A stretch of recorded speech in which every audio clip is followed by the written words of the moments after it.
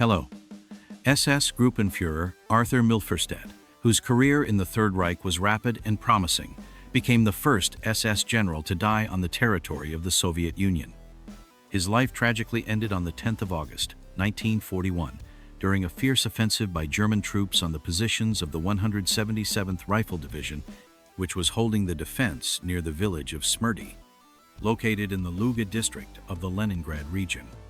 This event became significant and highly resonant, because until that moment, SS generals, considered the elite of Nazi Germany, had not suffered losses on the Eastern Front, which gave rise to the myth of their invulnerability. Milferstedt's death was the first alarming signal, foreshadowing severe trials for the German army. Arthur Milferstedt was a very significant and influential figure in the hierarchy of the Third Reich. Before the start of World War II, during the heyday of the Nazi regime, he was responsible for ensuring the security of mass events in which Adolf Hitler himself, the supreme commander and Führer of Germany, participated. His premature and unexpected death caused serious discontent and many questions among the top leadership. How did it happen that a general holding such a high position was among the attackers on a par with ordinary soldiers? What was this reckless, absurd, and completely inexplicable undertaking that led to such a sad and tragic outcome? Many high-ranking officials wondered whether this fatal decision was dictated by personal ambition, a desire to curry favor, or a gross error in assessing the situation on the battlefield.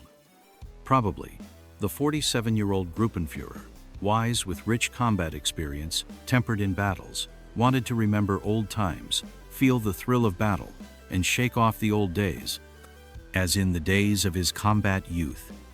After all, he participated in the First World War, where he proved himself a brave, courageous, and decisive soldier, for which he received the Iron Crosses first and second class, high and honorable awards of the German Empire, which any military man would be proud of. These events undoubtedly left a deep, indelible mark on his soul, shaped his character, and probably influenced his further fate, his choice of life path.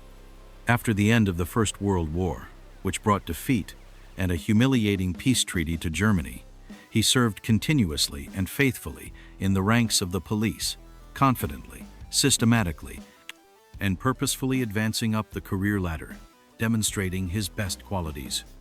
In 1932, when Germany was going through hard times, he decided to become a member of the National Socialist Party, the party that promised the country revival and prosperity. And in 1938, he joined the ranks of the SS, an elite paramilitary unit loyal to the Führer and the ideas of National Socialism personally. During the Polish campaign, which became a prelude to World War II, lightning and successful for Germany, he commanded the 5th Police Group, which operated in the operational zone of the 4th Army, where he again demonstrated his leadership qualities. And on the 10th of November, 1940, he received under his command the 4th SS Police Motorized Division, an elite unit with which he set out to conquer the vast expanses of the USSR, confident of a quick and easy victory. On that fateful morning of the 10th of August, he was in an extremely irritated and depressed state, annoyed by a naive, inappropriate, and in his opinion, completely absurd question that came from above. Why had the division under his command not yet taken the city of Luga, had not fulfilled the combat mission assigned to it? This question seemed completely pointless to him because the situation at the front was extremely difficult, confusing, and tense, and the enemy was putting up fierce resistance. But how could it do this if the situation at the front was so tense, unpredictable, and the Soviet troops were fighting with desperate tenacity? In a certain place, it was necessary to break through the front line first, which had not been achieved despite all the efforts made, despite all the reserves thrown into battle. The Gruppenführer, not wanting to stand aside, in the rear, and place all the responsibility on his subordinates, made a strong-willed decision to go to the sector north of the village of Smrti in order to personally lead the attack to break through the Russian defenses, take the situation under his control, and turn the tide of battle to achieve the goal set. The couriers of the main service Hoyer, Klein, and Thunert, who arrived from Berlin, from the very heart of the Third Reich, and covered a huge distance, found Mulferstead at the moment when he, dressed in a practical camouflage jacket, was already getting into the car and was about to leave his command post with the words addressed to his subordinates, "Follow me." Their important, urgent reports did not interest him at all at that tense moment. He decided to listen to them after the battle, after the situation had cleared up and it was possible to make balanced decisions. From the combat report of the headquarters of the Luga Defense Sector, stored in the archives. At 5 a.m. on the 10th of August, the enemy launched a powerful artillery preparation across the entire front of the 177th Rifle Division, unleashing a barrage of fire on the positions of Soviet troops. The artillery preparation continued until 6:30 a.m., not giving the defenders a minute of rest. At 7:50 a.m., in the Smrti area, under the cover of a smoke screen that spread across the ground, the enemy began an active, fierce offensive in dense columns, striving to break through the defense of Soviet troops using the element of surprise. An intensive, well-planned artillery preparation began, the progress of which Mulferstead personally observed through binoculars, already moving on foot to better see the battlefield, the location of his troops, and the positions of the enemy. He carefully and attentively monitored the actions of his troops, adjusting artillery fire and giving the necessary instructions, making adjustments to the battle plan. In the final stage of the artillery preparation, the Nebelwerfer rocket mortars, nicknamed Vanyusha by Soviet soldiers for the characteristic sound when launching rockets, released a wide, dense, low-lying smoke screen, which, with a characteristic hiss, screech, and then, with a deafening roar, spread in the direction of Soviet positions, hiding the movements of German troops and disorienting the enemy. I ask you to subscribe to my channel and like it. It won't take you much time, but you won't miss many more interesting stories about the Second World War and the opinions of all participants about certain events, which will allow you to form a complete picture of what was happening at that time. Under the cover of this artfully created, impenetrable smokescreen, dense chains of attacking infantrymen of the SS Police Division, well-trained and equipped, ready to carry out orders at any cost, regardless of the danger, moved forward into the unknown. They were met by a squall, hurricane of machine gun fire that literally mowed down their ranks and, faltering, unable to withstand the onslaught, lay down, looking around, seeing the killed and wounded comrades, and barely catching their breath, not knowing what to do next, how to act in this critical situation.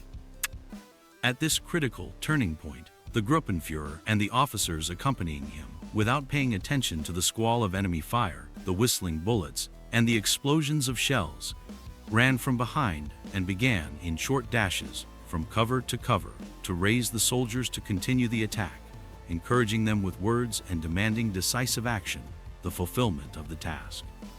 The infantry, having gathered their strength, overcoming fear, made another advance forward, but again were forced to lie down, pressed to the ground by the dense, continuous fire of Soviet machine guns, which did not allow them to raise their heads. And then the general, seeking to turn the tide of battle, decided to show a personal example of courage, selfless valor, and complete disregard for death, hoping to inspire his soldiers, raise their morale. With loud, inspiring shouts, "Forward, guys, forward, after me." He rushed into the attack, counting on the effect of the crowd and carrying along the faltering, hesitant fighters. The soldiers, seeing the courage, determination, and fearlessness of their commander in front of them, actually rose up and rushed forward, despite the mortal danger, despite the barrage of fire.